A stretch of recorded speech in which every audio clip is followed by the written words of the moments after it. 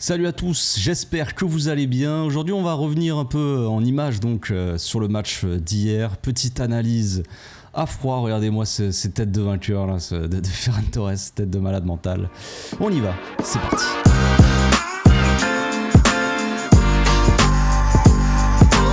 Au passage, n'hésite pas à nous rejoindre si c'est pas encore fait et à partager la chaîne autour de toi, ça fera plaisir à tonton. Donc on va commencer avec nos problèmes défensifs de début de match. Gros problème dans notre couloir droit tout simplement. Villarreal, eux, ils ont trouvé la solution assez rapide, hein, c'est-à-dire jouer dans le dos de Sergio Roberto, ce bon vieux Roberto qui nous a quand même posé pas mal de soucis hier. Voilà, qui a aidé quand même pas mal Villarreal, surtout en première mi-temps. On verra qu'en deuxième, il a réduit un peu la catastrophe après les conseils de Xavi, même si quand même on s'est pris un dernier but de son côté, histoire de... Bref, vous voyez là Villarreal qui essaie de relancer court, donc le gardien qui la passe au défenseur. Nous on essaie de presser, donc on a Gavi qui garde on va dire cette zone là, qui essaie de couvrir la passe pour le latéral. Frenkie qui revient sur Capoue, Gundogan qui avait le marquage de Parejo, Romeu qui savait pas trop où se placer, malheureusement c'était un peu le problème. Romeu hier il a sorti un match quand même assez mauvais, j'ai trouvé. Gros problème dans le pressing, jeu sans ballon inintéressant, disons, jeu avec le ballon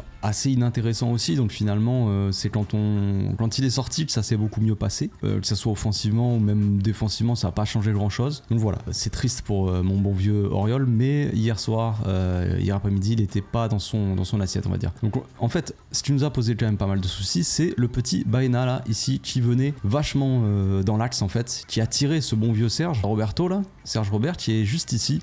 Roberto il savait pas quoi faire hier. Concrètement Lamine il est sur, je sais plus comment il s'appelle, mais le troisième milieu de Villarreal, et Pedraza dans son couloir il avait le champ libre en fait, donc Lamine de toute façon allait pas presser ici, c'est bien, il faut qu'il resserre là, mais Romeu du coup à la limite ça sert à rien qu'il soit là, tu vois, il devrait être sur lui. Romeu sur Baena et Roberto à la limite qui couvre le couloir sur Pedraza, je pense. Après je ne suis pas un maître en la matière de la défense, et donc là Baena souvent nous posait problème, il a tiré Roberto dans l'axe et dans son dos il y avait Pedraza qui partait et qui avait le champ libre hein, dans le couloir, donc voilà, il a tout le couloir tranquille. Lamine lui n'a pas la puissance ni la vitesse on va dire pour revenir aussi bien qu'un Rafinha, donc défensivement il apporte pas autant que Rafinha, même si offensivement je pense que voilà pas besoin de m'exprimer là-dessus. Donc voilà, dans le couloir on a Pedraza qui prenait souvent le couloir, Baena qui avait pour mission d'attirer Roberto dans l'axe, et ça va bien marcher en début de match. Ils se sont retrouvés quand même pas mal de temps, de fois seuls dans ce couloir là, ils nous ont fait très mal dans ce couloir là, et là on voit Baena du coup qui fait son appel, qui est complètement seul.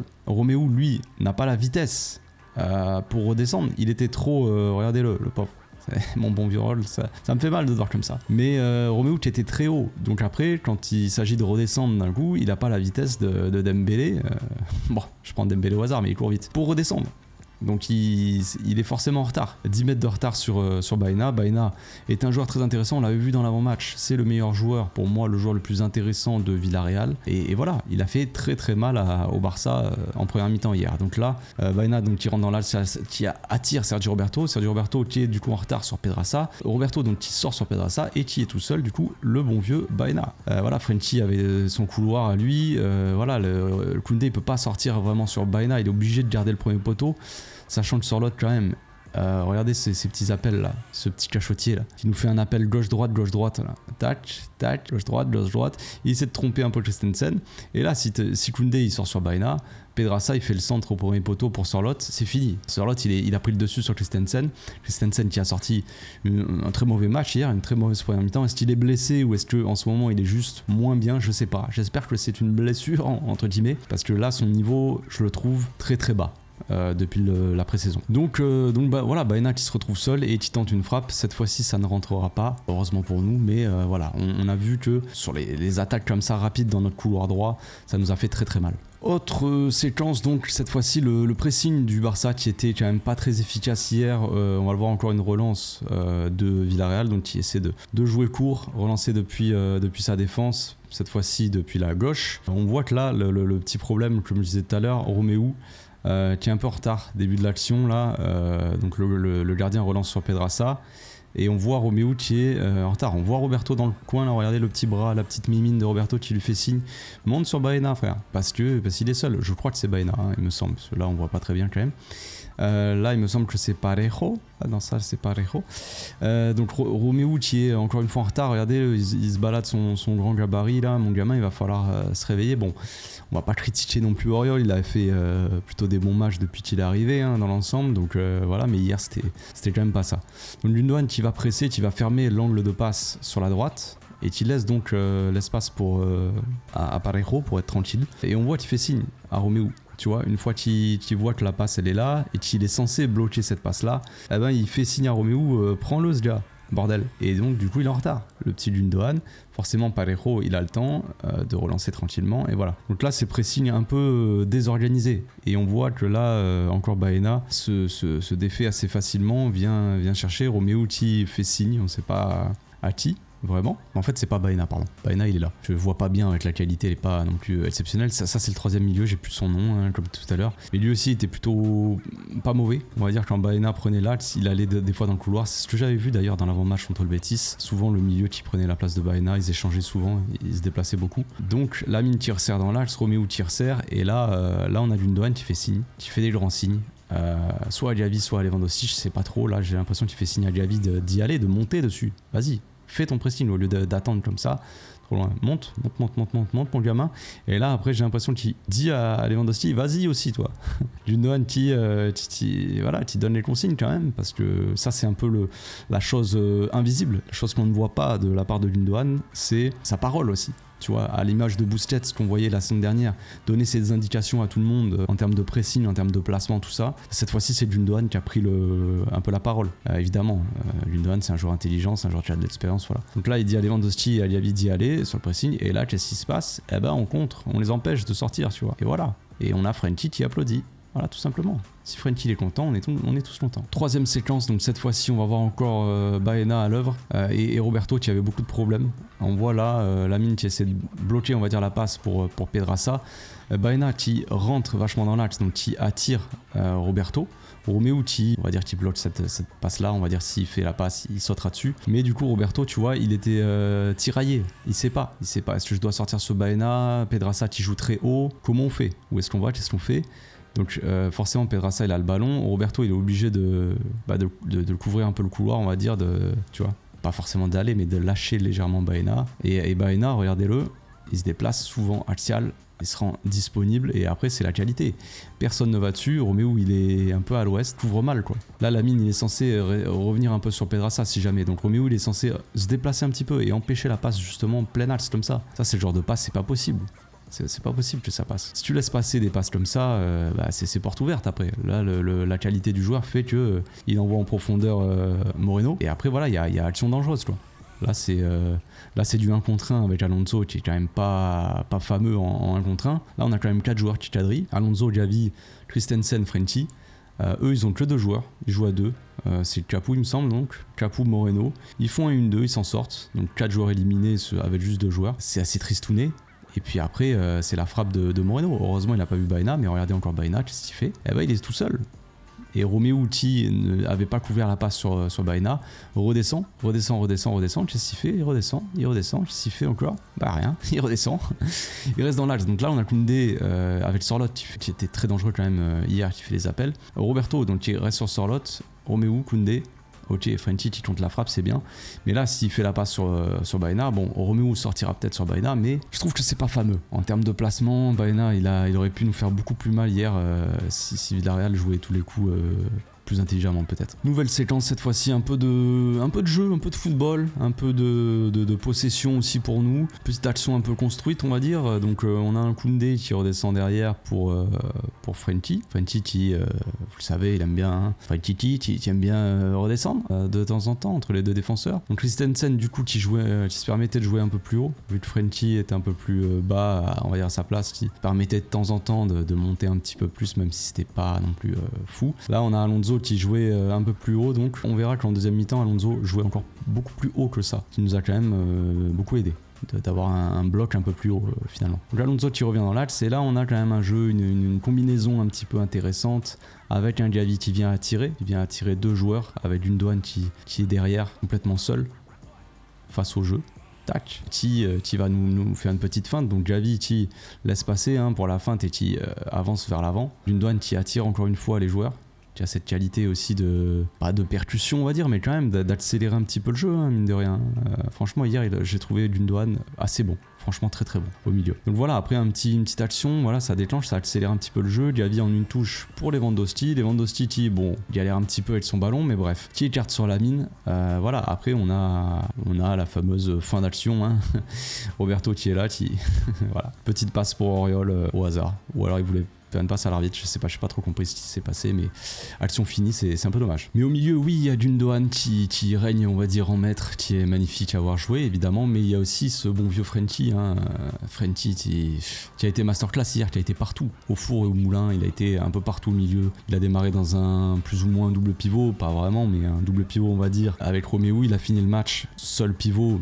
On va dire que s'il était en seul pivot, même si finalement il était très mobile, mais on va voir ça tout à l'heure en image. Donc là on avait un Frenkie un peu plus haut qui était placé donc ici, un Romeu seul en pivot, Gavi qui était descendu plus bas en fait à la place de Frenkie, chose qu'on ne voit pas assez souvent je trouve au Barça, des joueurs qui échangent un peu leur poste. Tu vois, et ça permet de je sais pas, de faire évoluer les choses, tu vois, de bouger un petit peu, parce que on a certains marquages individuels, on va dire. Capoue va dire qui marque individuellement Frenkie. Donc si Frenkie il est plus haut, bah Capoue il va redescendre. Si Frenkie il est plus bas, Capoue il va remonter. Bref, s'il suit Frenkie, ça permet de, si tu échanges tes positions, ça permet de bouger un petit peu cette équipe de Villarreal logiquement. Donc Christensen qui a le ballon, Frenkie qui vient demander le ballon, hop, petite course, tu vois. Avant, on a Frenkie quand même ici qui scanne le terrain, hein. Qui scanne, qui regarde un petit peu dans cette direction. Il voit que Lewandowski est un peu seul, qu'il n'est pas serré de près de la part de la défense. Frenkie qui fait son petit appel vers l'avant. Christensen qui le sert. Hop là, une touche, mon gamin. Hey, pour Lewandowski qui nous fait son petit contrôle classique. Bah, qui perd le ballon basiquement, et puis après bon on a l'activité de Gundogan aussi, hein, direct perte de balle, on accélère, on vient direct gêner, empêcher tout contre on va dire possible. Parejo qui se presse, et qu'est-ce que ça donne? Bah ça donne une passe pour Frenkie tout simplement. Là Frenkie, mon petit Frenkie, il accélère le jeu direct. T'as toute la défense, bon là il s'est un petit peu loupé je pense, il a voulu prendre la balle, il s'est un peu foiré, il a vu qu'il allait pas prendre de vitesse Capoue, et qu'est-ce qu'il fait? Il fait un petit tour sur lui-même le gamin, et c'est fini. Là il a mis Capoue à l'amende, et on voit que Lewandowski s'est vite relevé, fait son appel. La passe elle est sympa, la passe elle est belle, elle est peut-être un poil trop dans les pieds de Lewandowski, qui peut pas forcément, il est obligé de la contrôler on va dire, tu vois, il peut pas la laisser passer et frapper, je pense qu'elle est un peu trop sur lui. Par contre le contrôle il est mauvais. Tu dois t'amener le ballon, là il se fait un contrôle, la balle elle reste collée à ses pieds, il a pas le temps, il frappe, elle est contrée directement. Bon, c'est pas du grand Lewandowski, mais bon, pour l'instant ça passe, c'est surtout du grand Frenkie je trouve. Là on va voir ce bon vieux Romeu sur cette sortie de balle, on va essayer de sortir le ballon disons, mais là on va voir toutes nos difficultés pour le faire. Et alors évidemment on n'a pas eu toujours du mal à sortir le ballon, des fois on s'en est bien sorti, ça dépend par qui ça passait. Quand ça passait par Frenkie qui sortait le ballon, qui portait le ballon, qui cassait des lignes par la course, eh ben bizarrement c'était beaucoup mieux.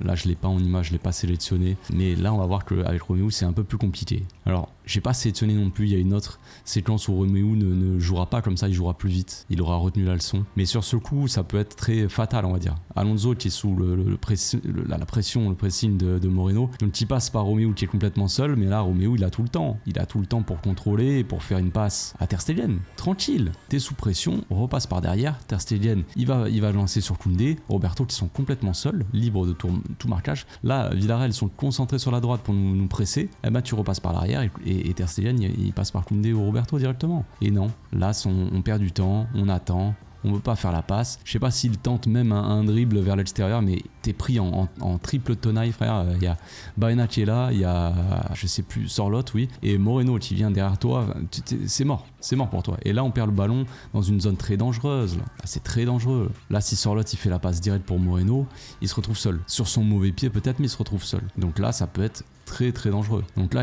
heureusement il hésite. Bon pour nous, là Capoue qui fait l'appel, et il y a Gavi qui va aller le coucher, et ça donne une faute. Voilà. Et bon, est-ce que Gavi a mal fait, on va dire? Est-ce que c'est la faute de Gavi? Non, de base, on ne doit jamais se retrouver dans cette situation-là. Jamais ça. Jamais. Normalement, contrôle passe. Là, tu te fais un contrôle et tu t'orientes vers Baena.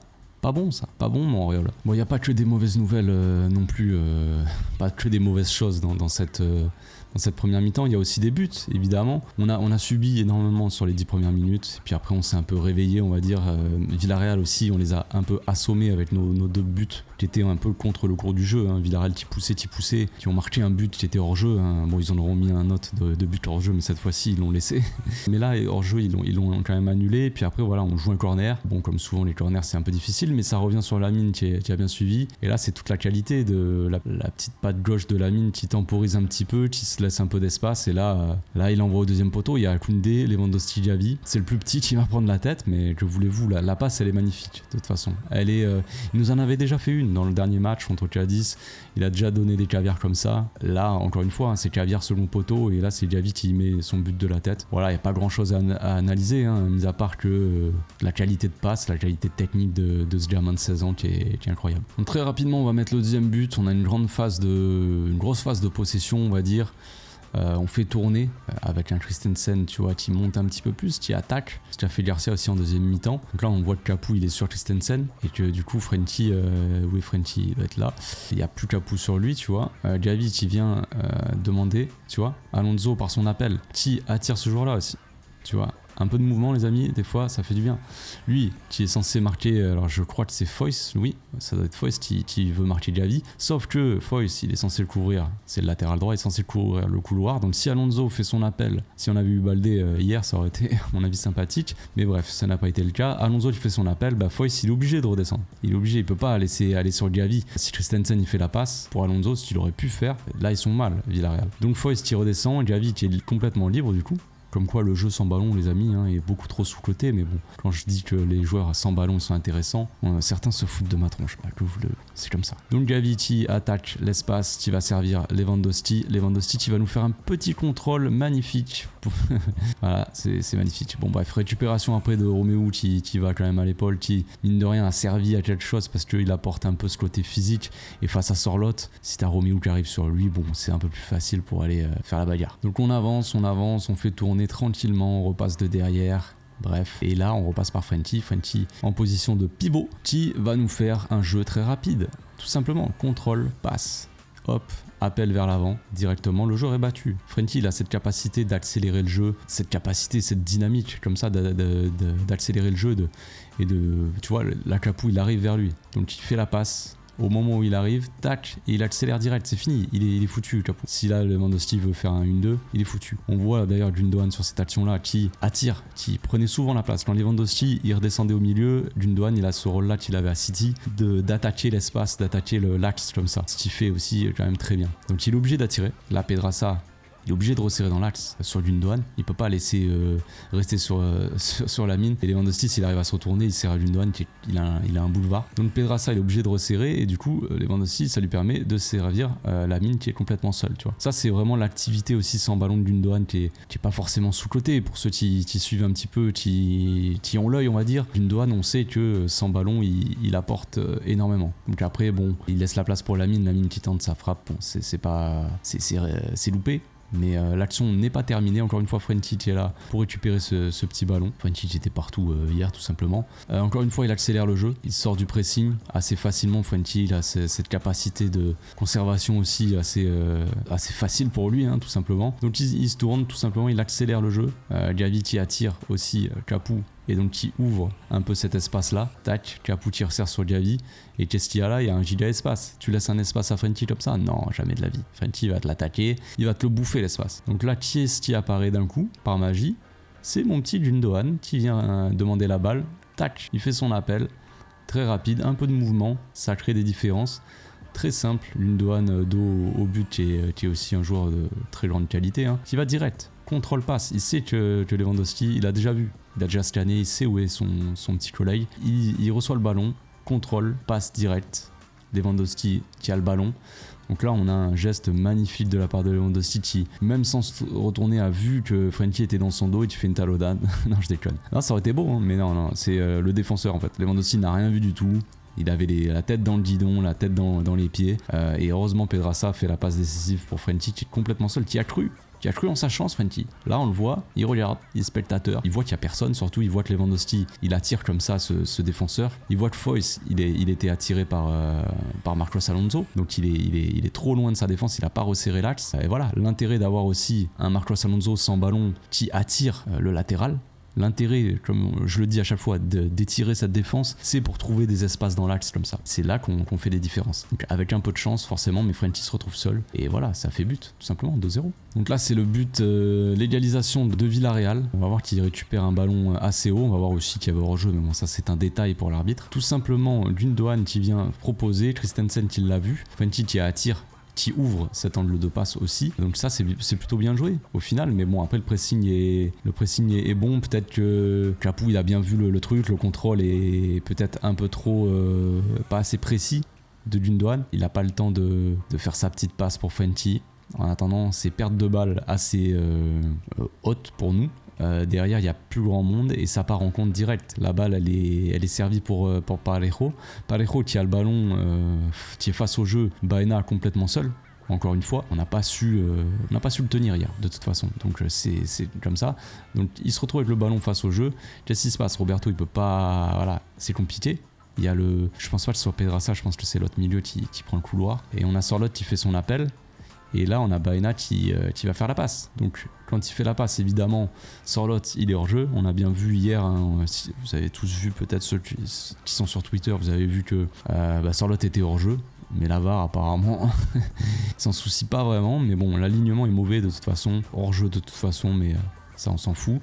Apparemment, donc après Sorloth qui résiste bien, qui a cette qualité technique pour revenir, Moreno qui a cette qualité qui est un attaquant mais aussi une très grande qualité de passe, de vista aussi, qui voit Pedraza qui fait l'appel dans le dos de Roberto, hein, classique, et puis après Sorloth ça n'a pas suivi derrière. Sorloth il est laissé à l'abandon. Alonso il est là, Alonso qui reprend pas vraiment sa place, qui reprend dans l'axe, mais là il y avait Gavi et Christensen qui étaient sur Sorloth, ils l'ont lâché aussi. Gavi qui revient dans l'axe, Gavi qui couvre tout, on voit pas sur cet angle, mais si jamais on voulait jouer un peu le hors-jeu, Gavi il est à 1 mètre, donc il est très très mal placé. Et puis voilà, Sorloth complètement seul, c'est n'importe quoi. On va le voir là, mais sur l'action vite fait, tac, hein, je veux dire c'est assez clair sur l'image, forcément avec l'angle ça paraît encore plus abusé, mais on voit qu'il était hors-jeu, mais bon, ce n'est pas grave. Welcome to la Liga. Donc là on est en deuxième mi-temps, consigne de Xavi à la mi-temps pour Roberto, et Roberto s'est fait un peu remonter les bretelles, on va dire. Xavi lui a dit c'est plus possible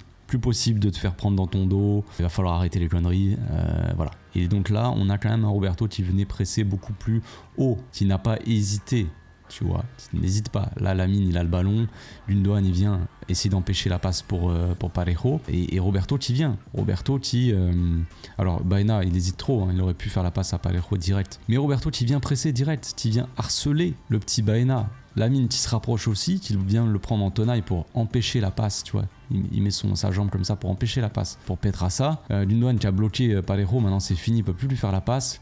Lewandowski aussi qui est devant la défense, il peut plus là. Baena il est bloqué, c'est très compliqué pour lui. Et voilà, Lamine il bloque bien la passe et ça arrive sur Gundogan. Donc là on voit que Roberto quand même il a reçu les consignes parce que il hésite plus trop à monter. On n'a plus un Roberto qui est là. Qui est-ce que je dois prendre? Qu'est-ce que je fais, s'il te plaît? Venez m'aider.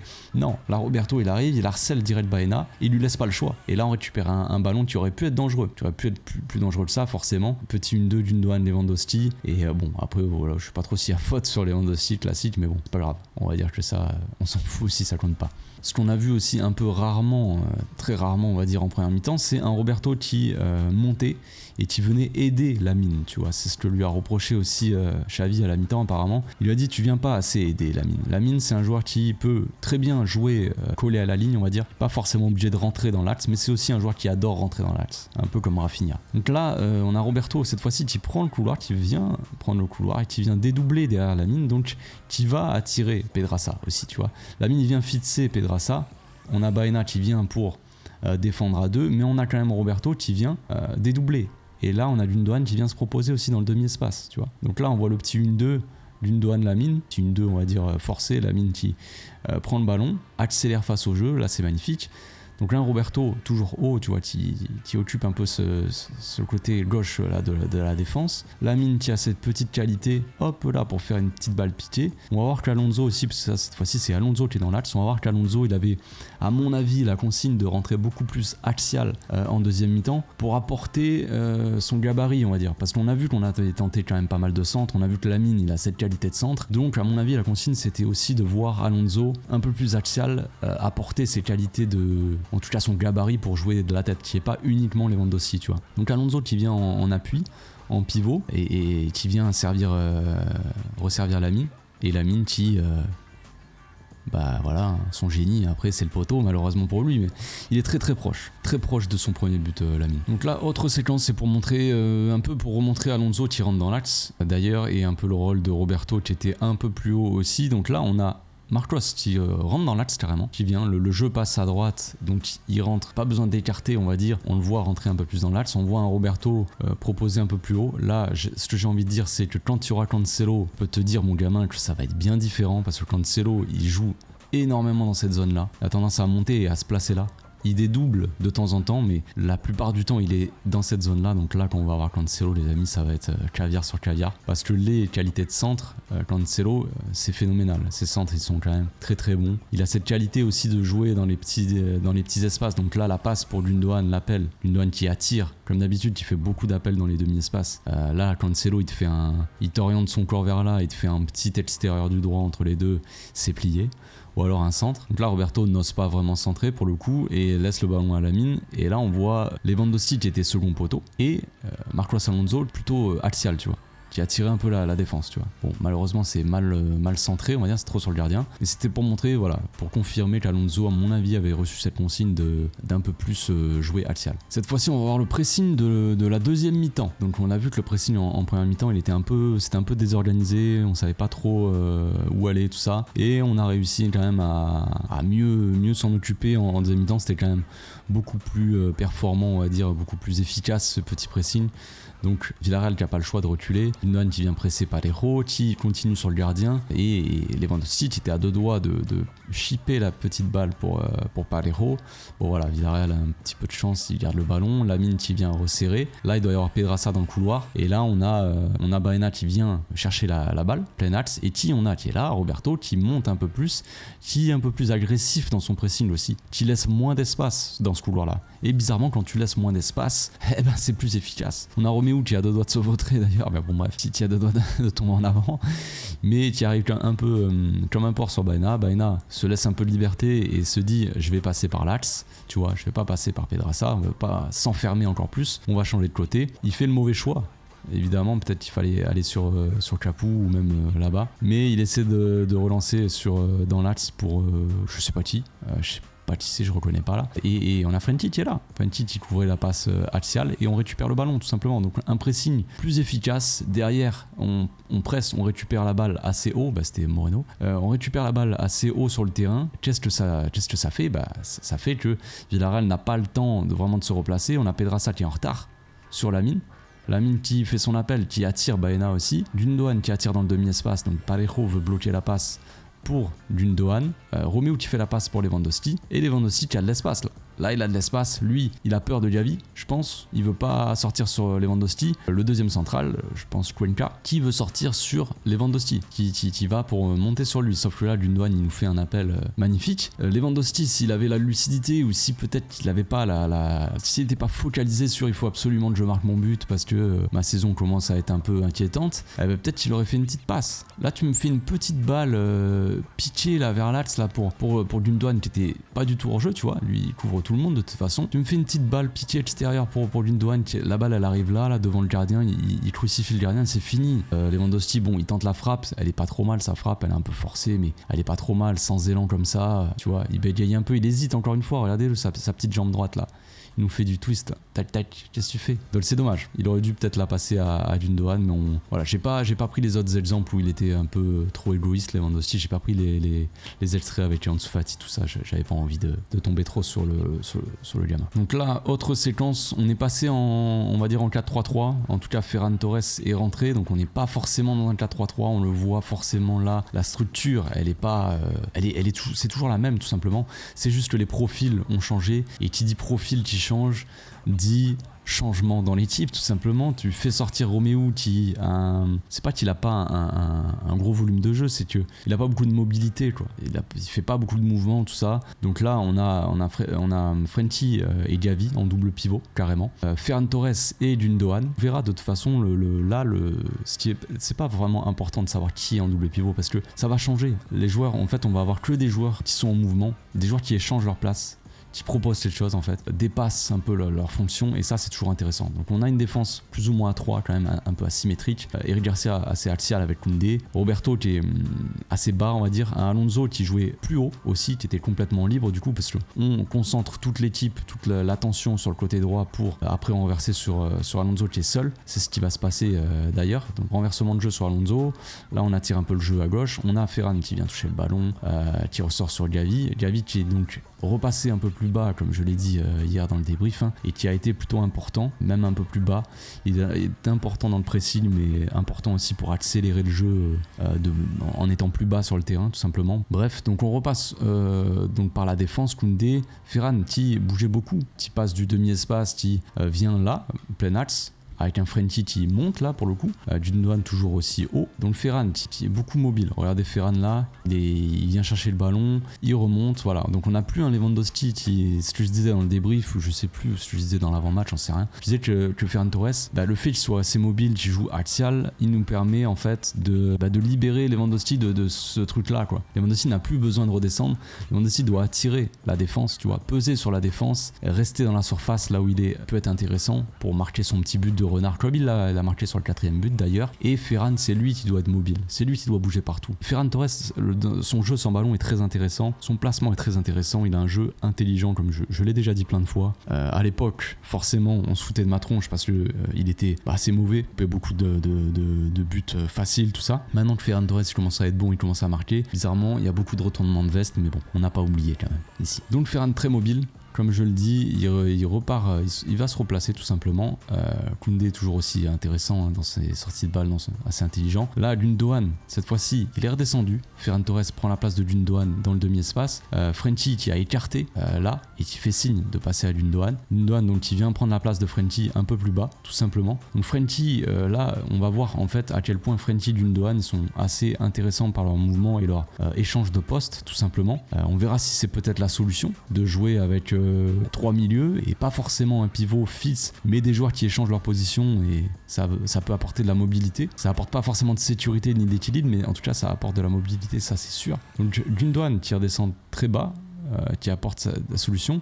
Frenkie qui joue plus haut, du coup qui a pris la place un peu de Gundogan. Roberto donc dans son couloir qui est là pour attirer un peu Baena. Et là Gundogan il attaque. Gundogan il est pas attaqué, donc qu'est-ce qu'il fait? Il avance. Et le fait d'avancer, qu'est-ce que ça nous apporte? Parejo qui vient fixer Gundogan.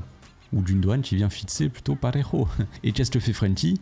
Frenkie il a tout vu, il a vu l'espace. Là Pedraza lui il est attiré par Lamine qui est dans le couloir, on le voit pas, il est très haut, mais il écarte. Et regardez cet espace là gigantesque. Et voilà, Lamine qui colle la ligne qui attire Pedraza. Frenkie qui prend l'espace dans le dos de Parejo. Et qu'est-ce qui se passe quand Frenkie a le ballon face au jeu et qu'il y a de l'espace devant lui? Il accélère. Frenkie c'est un accélérateur de jeu magnifique. Donc là voilà, les mecs sont en retard. Et là, Frenkie il accélère complètement le jeu, centralise l'attention. Ferran Torres qui attire 2 joueurs à lui tout seul. Lewandowski donc qui attire Foyce. Et qui est tout seul là-bas? C'est mon petit Marcos Alonso. Frenkie l'a vu, fait la passe. C'est magnifique. La frappe, elle est plutôt pas mal, franchement. Très puissante, à ras de terre. Un peu trop sur le gardien. Donc tu peux la sortir, on va dire, sans prendre de but. Mais elle est tellement forte, tu peux pas vraiment la capter. C'est bien joué. Tu vois, c'est un jeu avec un Frenkie beaucoup plus libre, en fait, tout simplement. Un Frenkie qui pivot au début de l'action, on reprend tout le début, on voit double pivot Gavi Frenkie et avec Gundogan qui est dans le demi-espace droit et Ferran dans le demi-espace gauche, et à la fin de l'action, Frenkie qui est dans le demi-espace droit, Ferran qui est axial, Lewandowski qui est dans le demi-espace gauche, beaucoup de mouvements et Gundogan qui est plus bas. Des joueurs beaucoup plus mobiles qui échangent leur position et ça désorganise toute cette défense de Villarreal. Et donc là on va redescendre un peu d'un étage quand même, on va voir le troisième but de Villarreal. Relance du gardien pour Pedraza qui était seul dans son couloir. Roberto n'avait toujours pas compris apparemment, il savait pas. Roberto, soit il reste sur Baena, soit il monte sur Pedraza. C'était un peu notre problème hier en première mi-temps. C'était le problème aussi au retour des vestiaires parce que là on joue la 49e minute, la 50e minute. Il sait pas quoi faire et là c'est mauvais. Il veut couvrir la passe mais il laisse l'axe complètement ouvert. Pedraza, on le sait, on l'a dit, il a cette qualité technique et cette vitesse pour se projeter offensivement. Romeu, il fait le mauvais choix aussi. Roberto, de toute façon, fait un peu n'importe quoi. Mais Romeu, là, je suis désolé mon gamin, mais tu dois le découper. Là tu dois le tuer là. Là t'arrives, tu le découpes, tout simplement. Tu cherches pas à comprendre, frère. T'es là pour ça. Alors forcément qu'il court moins vite que Pedraza peut-être. Mais là, dans un premier temps, quand la balle elle est là, frère, tu découpes.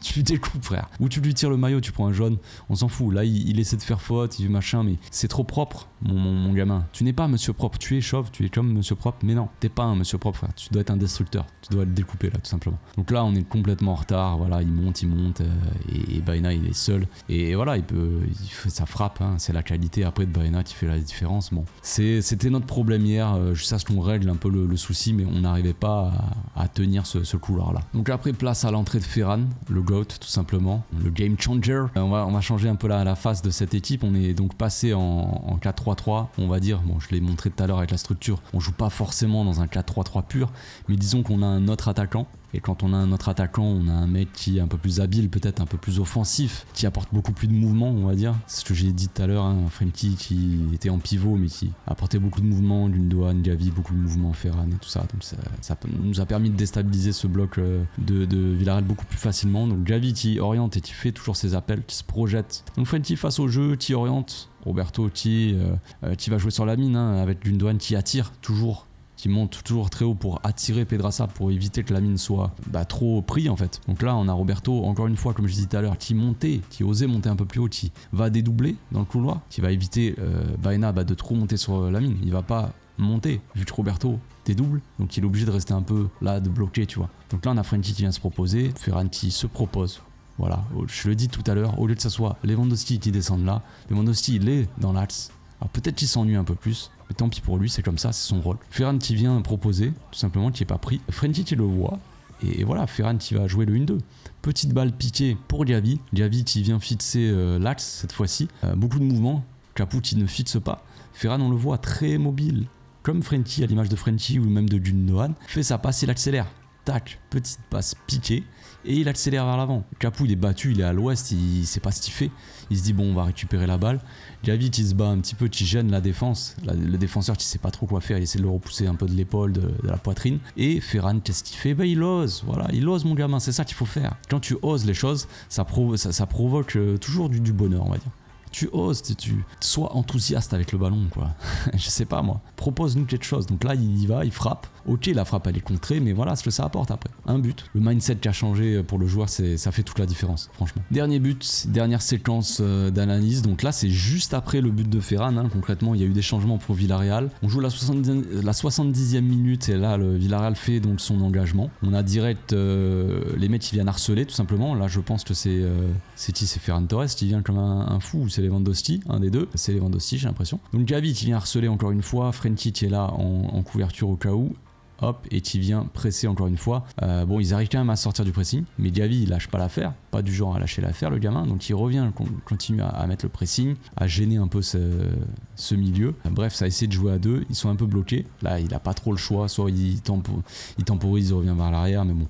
Eric Garcia qui vient presser, le joueur essaie de centrer, donc là c'est un peu, voilà, il rentre la balle concrètement. Tercien qui récupère la balle, qui relance rapidement sur Frenkie qui a tout le jeu devant lui, face à lui. On a toute la place, tranquillement. Il va monter, il est pas attaqué. Ah oui, il va faire des petites accélérations dont il a le secret. Là, on a Ferran qui déclenche sa course comme un mort de faim là-bas là.